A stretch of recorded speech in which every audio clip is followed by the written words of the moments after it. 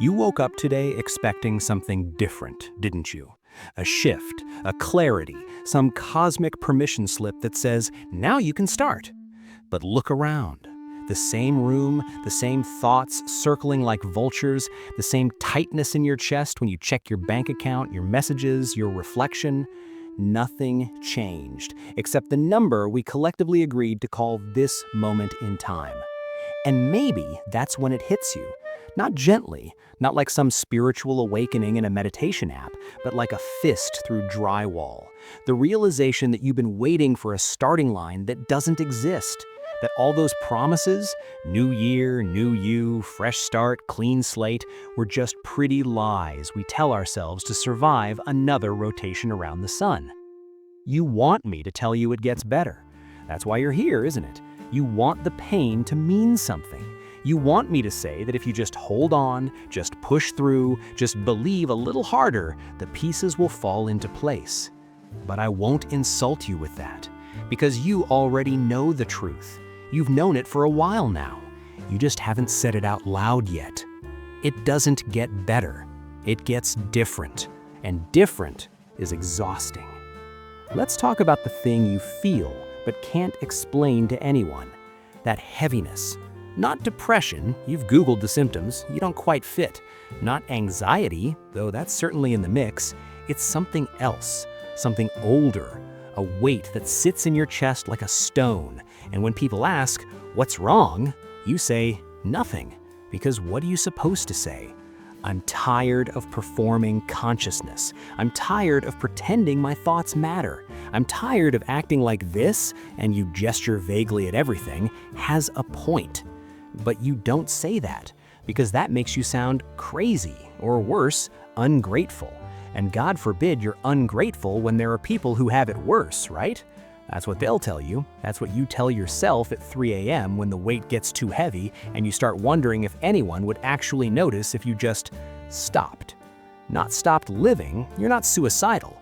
You're something more dangerous than that. You're indifferent. You're going through the motions so convincingly that even you almost believe you still care.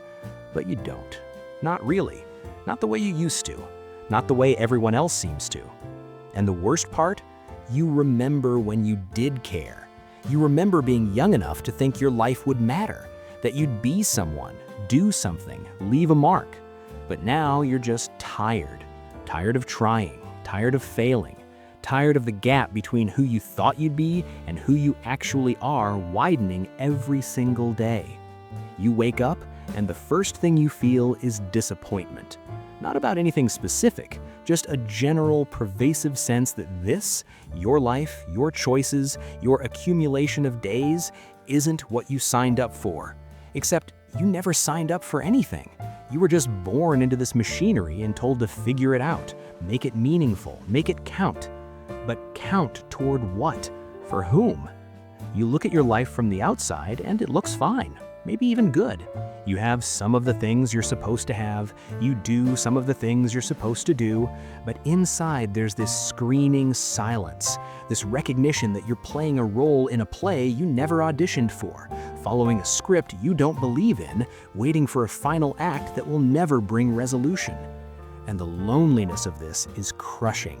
Not because you're alone, you might have people around you, people who love you even, but because this specific feeling, this specific weight is unshareable. When you try to explain it, people offer solutions. Have you tried therapy, exercise, meditation? Maybe you need a vacation. Maybe you need a purpose. Maybe you need to help others. And you have tried, all of it. And some of it helped for a moment, maybe a week, maybe a month. But then the weight came back. Because it was never about finding the right technique. The weight isn't a problem to solve. It's the truth you've been running from. The truth that this is it. This is the life. There's no other level you unlock, no transformation waiting on the other side of enough suffering. Just this, and then death, and the clock ticking between the two. Here's what nobody wants to admit. Most of us are just noise. Biological static. We work jobs that don't need to exist, buy things we don't need with money we don't have, to impress people we don't like, in a life we didn't choose, heading toward a death we can't escape. And you know what's funny? We know this. We all know this. But we've agreed not to talk about it. Because if we do, if we really examine what we're doing, the whole thing falls apart. The economy collapses, meaning evaporates, the social contract dissolves. So we keep pretending, we keep posting, keep consuming, keep performing this elaborate theater of mattering. We call it building a life. We call it finding purpose. We call it anything but what it is: distraction. Sophisticated, socially acceptable distraction from the fact that we are temporary, replaceable, and ultimately pointless. You're thinking it right now. That's too dark. That's too cynical. Life has meaning if you create it. But does it, really? Or is that just another comfortable lie? Another story we tell ourselves so we can get out of bed? Because I've created meaning, you've created meaning. We've all sat down and decided, this matters to me. This is my purpose.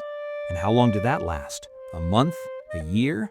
Until the next crisis, the next disappointment, the next moment when you realized you were just talking to yourself in an empty room, trying to convince yourself that your little projects, your little goals, your little life actually registers on the cosmic scale of anything? It doesn't. And you know it doesn't. That's why you're here. So I should give up, you ask? Just accept meaninglessness and do nothing? No, that's not what I'm saying. But notice what you just did. Notice how quickly your mind jumped to solutions, to actions, to some way of fixing this. That's the trap. That's the thing that keeps you suffering. You think the problem is that you haven't found the right answer yet, the right philosophy, the right practice, the right guru, book, method, therapy, medication, routine. You think if you just search hard enough, think deep enough, work on yourself long enough, you'll crack the code. You'll figure out how to be okay with this. But that desire, that need to be okay with this, is the thing that's killing you. Because what you're really saying is, I am wrong for feeling this way. I need to fix myself. I need to become someone who doesn't feel this crushing weight, this existential nausea, this bone-deep exhaustion. And every self-help book, every meditation app, every therapist nodding sympathetically while taking your money is selling you the same lie, that you can think your way out of being human. But you can't. You can't meditate away the fact that everyone you love will die. You can't affirmation your way out of the reality that most of your life will be mundane, repetitive, and forgettable. You can't manifest a reality where loss, failure, and disappointment don't exist. The self-improvement industry is just spiritual capitalism. It's selling you a product, a better you that doesn't exist and never will. Because the you that needs improving is the same you trying to do the improving. It's a snake eating its own tail. It's anguish trying to cure anguish. It's the ego trying to destroy the ego. It's a con, and you're both the mark and the con artist. Look at your bookshelf. How many self-help books are sitting there, half-read, underlined, promising transformation? Look at your apps. How many meditation trackers, habit builders, productivity tools have you downloaded, used religiously for 2 weeks, then abandoned when you realized you're still you? The pattern repeats because the premise is flawed. You cannot improve your way out of the human condition. You cannot optimize your way past suffering. You cannot life hack your way into some permanent state of okayness. And the cruelest part? The search itself becomes the suffering. You suffer, then you suffer about suffering, then you suffer about not being able to stop suffering. It's layers upon layers of resistance, judgment, shame, all in the name of getting better. But what if better is a lie? What if there is no elevated state of consciousness waiting for you? What if all the gurus, all the enlightened ones, all the people who seem to have it figured out are just better at lying to themselves, or better at performing peace while feeling the same shit you feel? You want to believe someone has the answer, that somewhere someone cracked the code, and if you just find them, learn from them, become like them, you'll finally be free. But everyone's selling something. Everyone's building a brand around their supposed wisdom, and you are the customer. Perpetually hungry, perpetually unsatisfied, perpetually convinced the next purchase will be the one that saves you. It won't. Nothing will. Because you don't need saving. You need to stop believing you're broken. Let me describe your day. You woke up, and within seconds, before you even opened your eyes, the thoughts started. The list, the worries, the replays of yesterday's awkward conversation, the rehearsals of tomorrow's imaginary confrontations, the calculations of money, time, obligation, the guilt about what you didn't do, the anxiety about what you need to do, the shame about who you are versus who you should be. And you think this is normal. You think everyone lives like this, inside a hurricane of their own making, narrating their own suffering in real time, producing an endless stream of commentary about commentary about commentary. But none of it's real. Not one thought you've had today changed anything outside your skull. Not one worry prevented anything. Not one moment of shame improved you. Your mind has been running a simulation of life while life happened elsewhere. And you can't stop it. That's the cruelest part. You know your thoughts are making you miserable, but you can't stop thinking them. You know ruminating is pointless, but you can't stop ruminating. You know comparing yourself to others is destructive, but you can't stop comparing. Why? Because there's no you separate from the thinking. The thought, I need to stop overthinking, is itself overthinking. The desire to be free from your mind is your mind desiring. There's no escape hatch, no off switch, no control center you can access to reprogram yourself into someone calm, present, and at peace. You are the chaos, not the observer of it, not the victim of it, the chaos itself. And every spiritual teacher who tells you to watch your thoughts or be the awareness behind the mind is either lying or deluded. Because who's doing the watching? Another thought, another layer of self-referential consciousness trying to get above itself. It's turtles all the way down. It's always been turtles all the way down. You're carrying people who don't even know they're being carried. Your mother's unspoken disappointments, your father's failed dreams projected onto you, your partner's needs that you can never fully meet, your children's futures that you're terrified of destroying, your friends' problems that become your problems because you can't separate their pain from yours. And you feel all of it, every single bit. Not because you're empathetic, though you are, not because you're kind, though you might be, but because you have a nervous system that doesn't know the difference between your pain and theirs.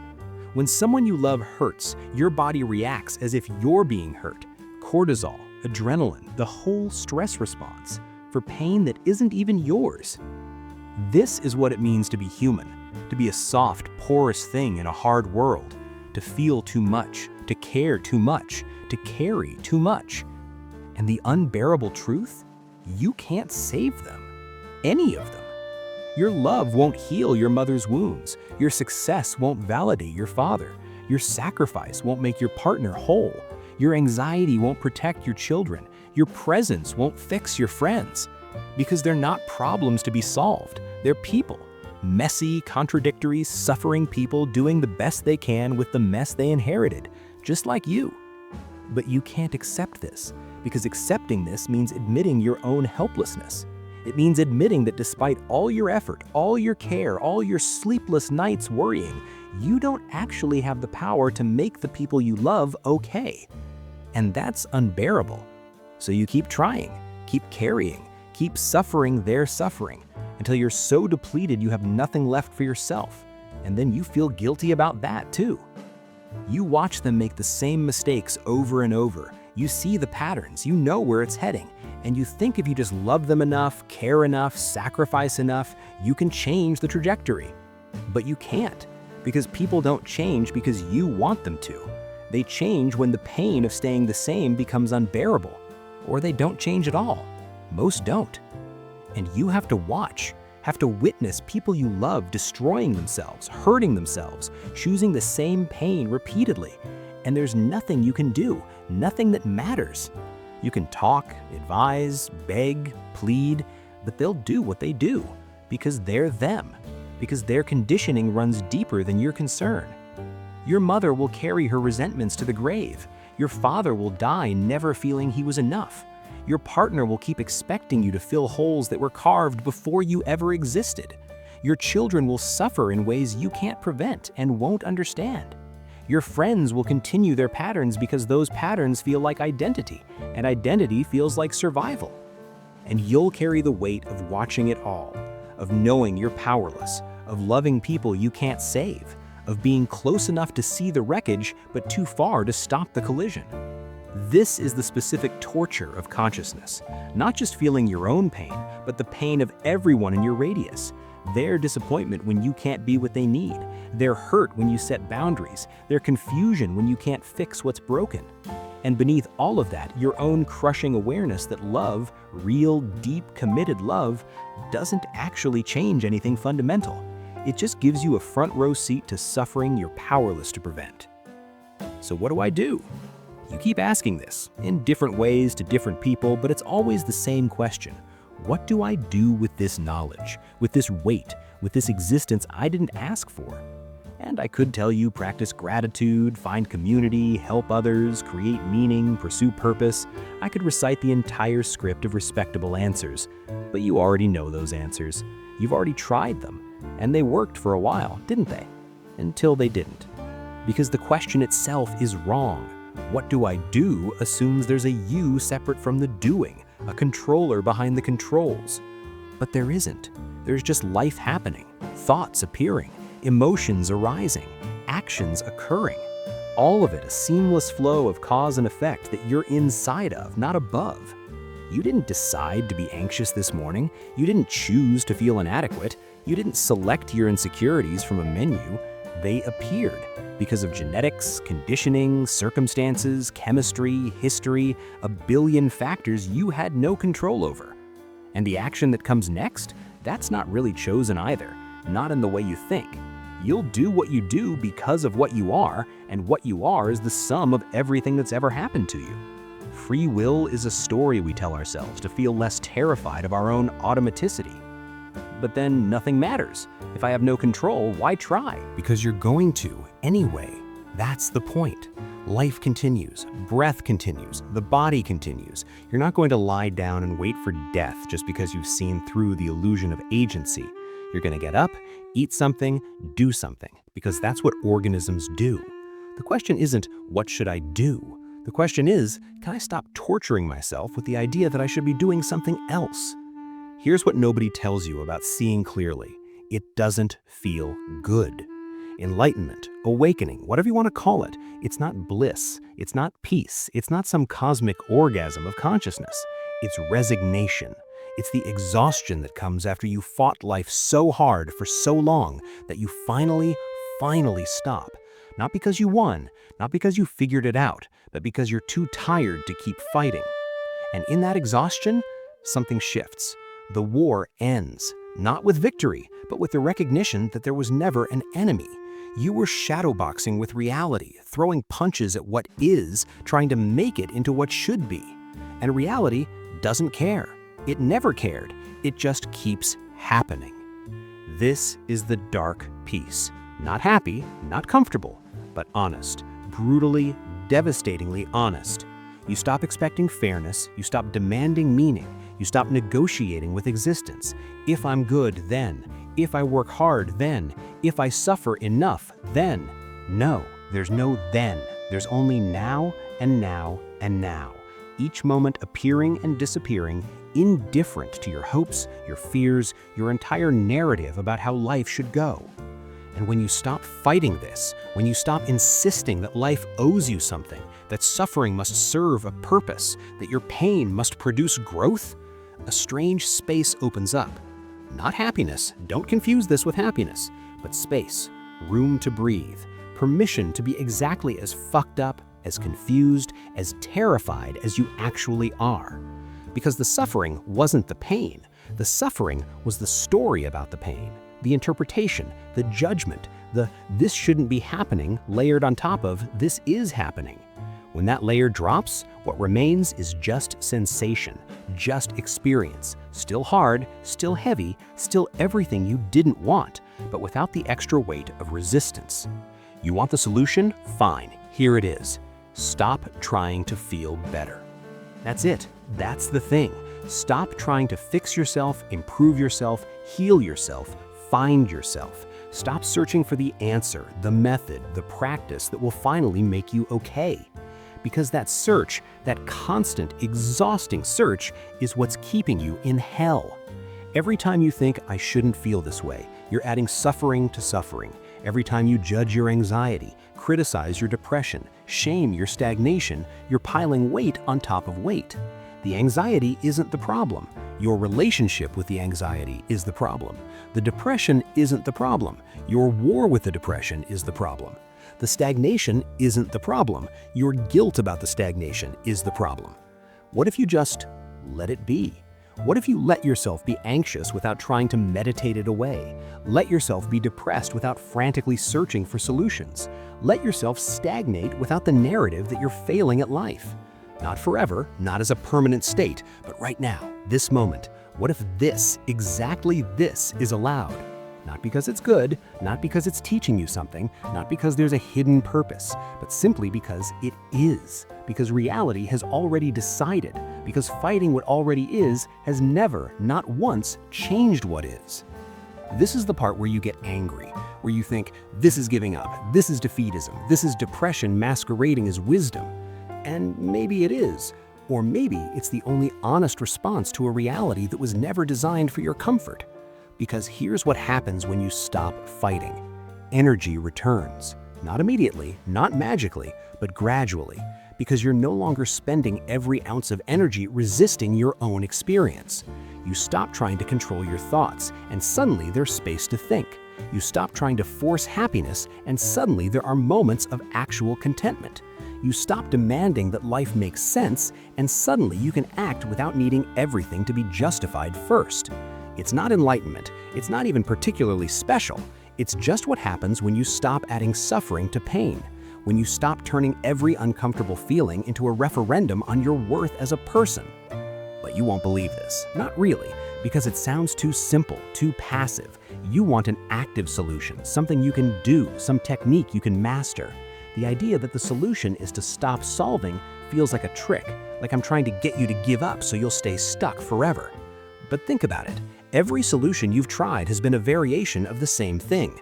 Resist what is, reach for what isn't. Feel bad, try to feel good. Feel anxious, try to feel calm. Feel empty, try to feel full. It's all the same mechanism, all the same war. And how's that working? How many years have you been fighting yourself? How much energy have you poured into trying to become someone else? Someone better, stronger, more together? And are you there yet? Are you finally the person you've been trying so hard to become? No, because that person doesn't exist. It's a mirage, a moving target. The moment you get close, the goalpost shifts. You improve one thing, and suddenly something else needs fixing. You heal one wound and discover 3 more underneath. There's always more work to do, always more to improve, always more to fix. This is by design. The war with yourself is designed to be unwinnable. Because if you ever actually arrived, if you ever actually became okay with yourself, the entire industry built on your dissatisfaction would collapse. So the real solution, the one nobody's selling, is to stop fighting. Not because you've won, not because you've transcended, but because you finally recognized the fight itself as the problem. You've finally seen that peace was never on the other side of transformation. Peace was in the surrender, in the laying down of arms, in the radical acceptance that you are what you are, you feel what you feel, and no amount of spiritual bypassing will change that. So what is 2026? It's not a fresh start. It's not a turning point. It's not the year you finally get your shit together. It's the year you might, maybe, possibly, if you're lucky, stop pretending you ever had your shit together in the first place. It's the year you might stop performing, stop posting your highlight reel, stop curating your life for an audience that's too busy curating their own lives to care about yours. It's the year you might look in the mirror and see what's actually there, not a success or a failure, not someone who has it all figured out or someone who's hopelessly lost, but a temporary arrangement of atoms that learned to think, and unfortunately for those atoms, they think too much. It's the year you might stop asking life for permission to rest, stop waiting until you've earned it, deserved it, achieved enough to justify it. Stop running the race no one asked you to run toward a finish line that keeps moving. It's the year you might realize that everyone, and I mean everyone, is just as confused, terrified, and lost as you are. They're just better at hiding it, or worse at seeing it. But underneath the performance, we're all the same. We're all just trying to survive consciousness, to be these strange, self-aware beings who know we're going to die, but have to live anyway. 2026 is not salvation. It's not rock bottom. It's not a movie montage where you transform into someone new.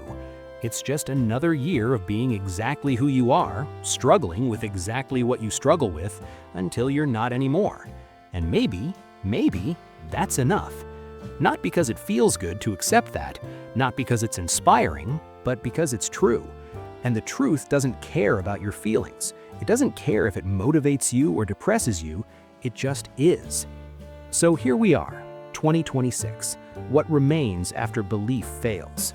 Not hope, not despair, just this, just now, just the next breath, and the next, and the next, until there are no more breaths. And in that space, that tiny, unglamorous space between breaths, life happens anyway. Not because you made it happen, not because you deserved it, but because that's what life does. It continues, without your permission, without your understanding, without your approval. And you can fight that. You can spend every moment of 2026 resisting, controlling, trying to make reality conform to your expectations. Or you can let go. Not because letting go is some spiritual achievement, but because your hands are tired, because the rope you've been clinging to isn't attached to anything anyway, because maybe the fall isn't as terrifying as the holding on. This is 2026. This is what remains. And it's not beautiful, it's not even okay, but it's yours. Every brutal, honest, unglamorous second of it. So what are you going to do with it? Nothing different, probably, because you can't. Because you're still you, with all your patterns, all your fears, all your inherited suffering. But maybe, and this is the only maybe that matters, you'll do it with a little less violence toward yourself, a little less judgment, a little less shame. A little more space to be the mess you are. Not because you've transcended anything, not because you've healed, but because you finally stopped pretending you needed to. And that, somehow, is everything. If you're still here, you know why. There's a membership option if that means something to you.